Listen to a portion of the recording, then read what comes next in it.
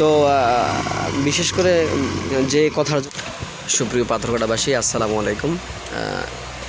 গতকালকে একটি মাইকিং করা হয়েছিল পাথরঘাটা কেন্দ্রীয় গোরস্থান কর্তৃপক্ষর থেকে, যে পাথরঘাটা কেন্দ্রীয় গোরস্থানে সংস্কার ও মাটি ভরাটের কাজ চলিতেছে।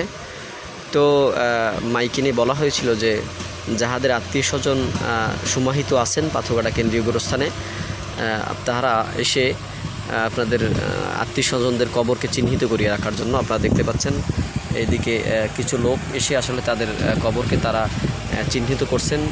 অনেক লোকই এসে খুঁটা, আপনারা দেখতে পাচ্ছেন যে খুঁটা মেরে রেখে গেছে। তো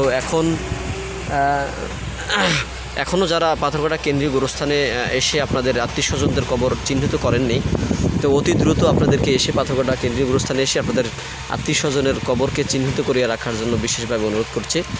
কেন্দ্রীয় গোরস্থানে সংস্কার ও মাটি ভরাটের কাজ চলিতেছে। গতকালকে পাথরঘাটা কেন্দ্রীয় গোরস্থানের কর্তৃপক্ষ থেকে মাইকিং করা হয়েছিল আসলে, যে পাথরঘাটা কেন্দ্রীয় গোরস্থানে সংস্কার ও মাটি ভরাটের কাজ চলিতেছে।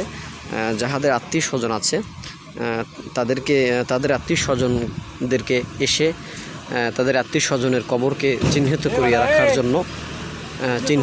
রাখার জন্য বলা হয়েছিল।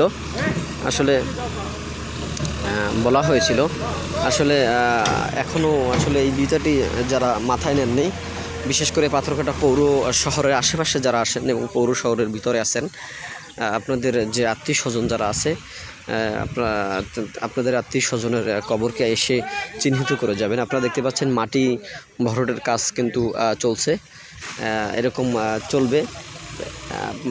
ফুল মাটি দিয়ে নাকি ভরা হবে। আপনারা দেখতে পাচ্ছেন এই যে লেবাররা কাজ করতেছে, এই সাইডে গাড়ি দিয়ে ভরাট দেওয়া হচ্ছে। তো বিশেষ করে যে কথার জন্য লাইভে আসা সেটা হচ্ছে পাথরঘাটা কেন্দ্রীয় গোরস্থানে আপনাদের যাহাদের আত্মীয় স্বজনদের কবর আছে, যারা সীমাহিত আছেন আপনাদের আত্মীয় স্বজন, আসলে আপনারা যারা আত্মীয় স্বজন আছেন তারা এসে কবরকে চিহ্নিত করিয়ে রেখে যাবেন। আপনারা দেখতে পাচ্ছেন ওই সাইডে দেখেন অনেকেই এসে চিহ্নিত করিয়ে রাখিয়ে গেছে। আপনারা দেখতে পাচ্ছেন ওই যে খুঁড়া কুপিয়ে রাখিয়ে গেছে। তো আপনারা এখনও যারা আসেননি অতি শীঘ্রই এসে আপনারা কবরকে চিহ্নিত করিয়ে যান।